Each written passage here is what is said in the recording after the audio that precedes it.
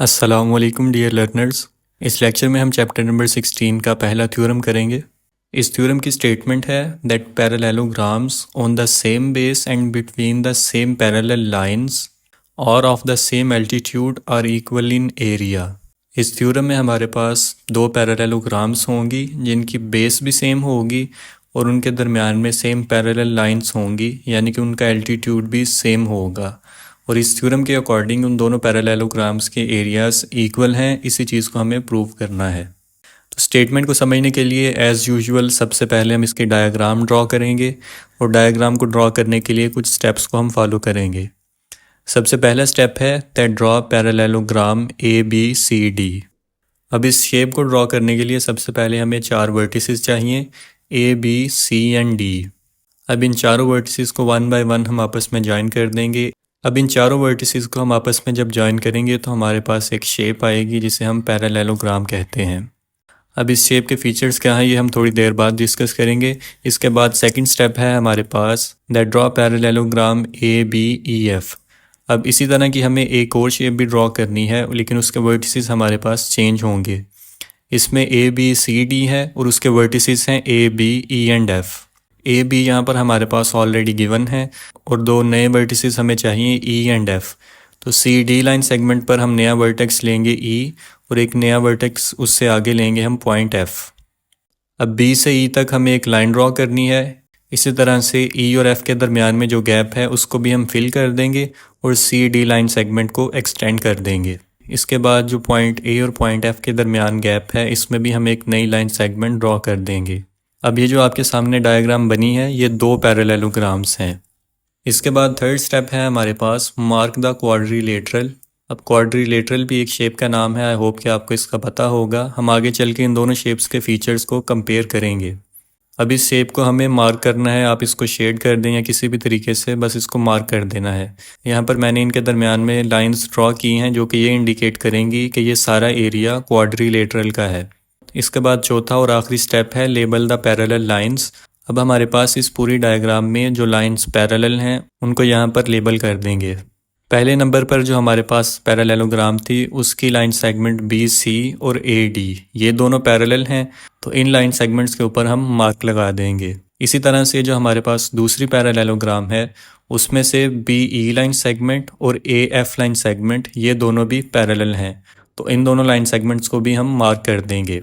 Parallel lines हमारे पास ऐसी lines होती हैं कि जिनको हम जितना मर्जी एक्सटेंड कर दें वो एक दूसरे को कभी भी इंटरसेक्ट नहीं करती। आई होप कि आपको डायग्राम की सारी समझ आ गई होगी। अब हम एक दफ़ा दोबारा से स्टेटमेंट को रिवाइज करते हैं और समझने की कोशिश करते हैं। स्टेटमेंट में हमें बताया गया है कि जो दो पैरेललोग्राम्स गिवन हैं वो सेम बेस के ऊपर हैं। इसका मतलब है कि जो हमारे पास डायग्राम में लाइन सेगमेंट AB है ये दोनों शेप्स के अंदर कॉमन है। और जो दूसरी चीज़ हमें गिवन है that it is between the same parallel lines, इनका जो एल्टीट्यूड है वो भी सेम है। और हमें इस थ्योरम में प्रूव ये करना है कि इन दोनों शेप्स का जो एरिया है वो इक्वल है। अब स्टेटमेंट और डायग्राम को समझने के बाद हम इसका गिवन सेक्शन लिखेंगे। गिवन सेक्शन में लिखा हुआ है that two parallelograms ABCD and ABEF। तो गिवन सेक्शन में हमें दो शेप्स गिवन है जो हम ऑलरेडी ड्रॉ कर चुके हैं डायग्राम में। Having the same base AB line segment and, और ये कि इन दोनों शेप्स की जो हमारे पास बेस है AB लाइन सेगमेंट वो सेम है, यानी कि दोनों में कॉमन है। And between the same parallel lines AB line segment and DE line segment, और हमें दो पैरेलल लाइंस गिवन है AB लाइन सेगमेंट और DE लाइन सेगमेंट। तो ये छोटा सा हमारे पास गिवन सेक्शन है। गिवन सेक्शन के बाद है हमारे पास टू प्रूफ सेक्शन। तो इस थ्योरम के टू प्रूफ सेक्शन की स्टेटमेंट है that area of parallelogram ABCD is equal to area of parallelogram ABEF। अब इस पॉइंट को समझाने के लिए यहाँ पर मैंने अपनी डायग्राम को स्प्लिट कर दिया है दो अलग अलग हिस्सों में। बेसिकली जो हमने दोनों पैरेललोग्राम्स डायग्राम में इकट्ठे ड्रॉ की थी उन दोनों को यहाँ पर अलग अलग ड्रॉ किया है। ये दोनों शेप्स बिल्कुल सेम है, इनमें फ़र्क सिर्फ इतना है कि जो हमारे पास राइट साइड पे है वो थोड़ी लेफ़्ट साइड की तरफ टेढ़ी है और जो लेफ़्ट साइड पे है वो राइट साइड की तरफ टेढ़ी है। तो इस थ्योरम में हम प्रूव ये करेंगे कि इन दोनों पैरेललोग्राम्स का एरिया इक्वल है, बेशक इनकी डायरेक्शन चेंज है। इस थ्योरम में हमारे पास कंस्ट्रक्शन का पार्ट नहीं है। और प्रूफ के सेक्शन को समझने से पहले जो हमारे पास दो ज़रूरी शेप्स हैं हम उनका डिफरेंस समझेंगे। आपके सामने यहाँ पर काउंटिंग है 1 से 4 तक। ये बेसिकली शेप्स के वर्टिसेस हैं। इसी तरह से अगेन यहाँ पर काउंटिंग लिखी हुई है 1 से 4 तक, लेकिन इनमें डिस्टेंस थोड़ा सा चेंज है। अब इन दोनों में कॉमन चीज़ क्या है कि इन दोनों में हमारे पास 4 वर्टिसेस हैं, तो इनकी 4 ही हम साइड्स बनाएंगे। लेकिन जब हम इन वर्टिसेस को आपस में ज्वाइन करेंगे तो शेप्स ये देखने में ही अलग अलग नज़र आ रही हैं। तो जो हमारे पास लेफ़्ट साइड पे शेप है वो है पैरेललोग्राम, और जो राइट साइड पे शेप है यह है क्वाड्रिलेटरल। अब इन दोनों में एक माइनर सा डिफरेंस है, वो डिफरेंस ये है कि जो पैरेललोग्राम है इसमें अपोजिट साइड्स पैरेलल भी होती हैं और इक्वल भी होती हैं। जैसे कि हमारे पास पैरेललोग्राम वाली शेप में साइड 1 2 है, इसकी जो अपोजिट साइड है वो है 3 और 4। अब इस शेप का फीचर क्या है कि ये दोनों साइड्स एक तो इक्वल होंगी, यानी कि इनकी जो मेजरमेंट होगी वो इक्वल होगी, और दूसरा फीचर इसका ये है कि ये दोनों पैरेलल होंगी, यानी कि इनको हम जितना मर्जी एक्सटेंड कर दें ये कभी भी एक दूसरे को इंटरसेक्ट नहीं करेंगी। लेकिन जो हमारे पास दूसरी शेप है क्वाड्रिलेटरल, उसमें ये होता है कि उसमें जो ऑपोजिट साइड्स होती हैं वो ज़रूरी नहीं है कि पैरेलल भी हों और इक्वल भी हों। जैसे कि इसमें हमारे पास जो वर्टिकल साइड्स हैं 1 4 और 2 3, अगर इनको हम मज़ीद एक्सटेंड करेंगे थोड़ा सा तो ये किसी एक पॉइंट के ऊपर जाकर मिल जाएंगी। तो इसका मतलब है कि ये पैरेलल तो बिल्कुल भी नहीं है। और दूसरा फीचर है कि ज़रूरी नहीं कि ये इक्वल भी हों। जैसे हमारे पास लाइन सेगमेंट 1 2 और 3 4 है, तो हमारे पास ये इक्वल नहीं है। जो नीचे वाली साइड है वो थोड़ी बड़ी है और जो ऊपर वाली साइड है वो छोटी है। तो इन दोनों शेप्स में यही एक माइनर सा डिफरेंस है, इसको आप याद रखिएगा ताकि जो आगे प्रूफ सेक्शन हम करेंगे उसमें आपको आसानी हो। इसके बाद हम इस थ्योरम के प्रूफ सेक्शन को समझेंगे। सबसे पहली स्टेटमेंट हमें गिवन है area of parallelogram A B C D. तो हमें जो डायग्राम में पैरेललोग्राम गिवन है ए बी सी डी, इसका जो एरिया है that is equal to area of quadrilateral A B E D plus area of triangle C B E. तो ये जो हमारे पास पैरेललोग्राम है बेसिकली इसके दो पार्ट्स हैं। पहला पार्ट इसका क्वाड्रिलेटरल शेप का है ए बी ई डी, और जो इसका दूसरा रिमेनिंग पार्ट है वो एक ट्रायंगल शेप है, ट्रायंगल सी बी ई। तो जब हम इन दोनों शेप्स के एरियाज़ को ऐड करेंगे तो हमारे पास जो पैरेललोग्राम है उसका एरिया आ जाएगा। तो इस स्टेटमेंट की रीज़न है एरिया एडिशन एक्सियम, यानी कि जब हम दो शेप्स के एरियाज़ को ऐड करेंगे तो जो हमारे पास मेजर शेप है पैरेललोग्राम की उसका एरिया आ जाएगा।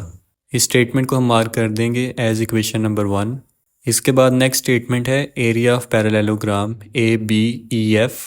जो दूसरी हमारे पास पैरेललोग्राम हमें गिवन है ए बी ई एफ, इसका एरिया इक्वल है area of quadrilateral A B E D plus area of triangle D A F. तो इस पैरेललोग्राम के भी दो पार्ट्स हैं हमारे पास। पहला पार्ट है ए बी ई डी और दूसरा रिमेनिंग पार्ट है ट्रायंगल डी ए एफ। और इस स्टेटमेंट की रीज़न भी सेम है एरिया एडिशन एक्सियम, कि जब हम इन दोनों शेप्स को अगेन ऐड करेंगे इनके एरियाज़ को तो हमारे पास पैरेललोग्राम का एरिया आ जाएगा। इस स्टेटमेंट को हम नाम देंगे इक्वेशन नंबर 2 का। इन दोनों स्टेटमेंट्स में जो गौर करने वाली चीज़ है कि जो दोनों क्वाड्रिलेटरल्स हैं हमारे पास वो सेम हैं। दोनों पैरेललोग्राम्स में quadrilaterals A B E D है, लेकिन जो ट्रायंगल्स हैं वो दोनों अलग अलग हैं। पहली इक्वेशन में हमारे पास ट्रायंगल सी बी ई है और दूसरी इक्वेशन में है ट्रायंगल डी ए एफ। तो क्योंकि दोनों ट्रायंगल्स अलग अलग हैं तो आगे हम प्रूव करेंगे कि ये दोनों ट्रायंगल्स कंग्रुएंट हैं। तो अगली स्टेटमेंट है that in triangle C B E and D A F. तो जो दोनों हमें पैरेललोग्राम्स गिवन हैं, यहाँ पर इन दोनों शेप्स में जिन ट्रायंगल्स की बात हो रही है यहाँ पर उनको अलग से डिस्प्ले कर दिया गया है, और जो बाकी के वर्टिसेस हैं उनको भी यहाँ पर लिख दिया गया है। अगली स्टेटमेंट है that measurement of line segment C B is equal to measurement of line segment D A. अब इन दोनों ट्रायंगल्स में जो साइड सी बी और साइड डी ए है ये दोनों इक्वल हैं, और इनकी रीज़न है opposite sides of a parallelogram. हमने पीछे जो दोनों शेप्स के फीचर्स पढ़े हैं जिसमें पैरेललोग्राम का फीचर पढ़ा था कि इसकी ऑपोजिट साइड्स पैरेलल भी होती हैं और इक्वल भी होती हैं। तो उसी पॉइंट को यूज़ करके यहाँ पर कंक्लूड किया है क्योंकि ये दोनों साइड्स पैरेललोग्राम की हैं और अपोजिट साइड्स हैं तो ये दोनों इक्वल होंगी। इसके बाद अगली स्टेटमेंट है that measurement of B E line segment is equal to measurement of A F line segment. और इसकी भी रीज़न सेम है that opposite sides of a parallelogram, क्योंकि ये दोनों साइड्स भी पैरेललोग्राम की ऑपोजिट हैं तो ये दोनों भी इक्वल होंगी। नेक्स्ट स्टेटमेंट है that angle C B E is congruent to angle D A F. और रीज़न है इसकी that because B C line segment is parallel to A D line segment and BE line segment is parallel to AF line segment. अब diagram में हमारे पास जो AD line segment और BC line segments हैं इनको हम ऑलरेडी प्रूव कर चुके हैं, ये दोनों इक्वल हैं। इसी तरह से जो BE लाइन सेगमेंट और AF लाइन सेगमेंट्स हैं ये दोनों भी इक्वल हैं और पैरेलल हैं। तो जब ये चारों लाइन सेगमेंट्स पैरेलल हैं तो इनके दरमियान में जो एंगल्स बनेंगे वो दोनों भी कंग्रुएंट होंगे। जो एंगल हमारे पास CBE है वो कंग्रुएंट होगा एंगल DAF के। अब क्योंकि हम ट्रायंगल्स की कॉरेस्पॉन्डेंस कर रहे थे तो हमें तीन चीज़ों को इक्वल प्रूव करना था, तो हम यहाँ पर दो साइड्स को और एक एंगल को यहाँ पर कंग्रुएंट प्रूव कर चुके हैं। तो नेक्स्ट हम कंक्लूड करेंगे therefore triangle CBE is congruent to triangle DAF, और इसकी रीज़न है side angle side congruent axiom.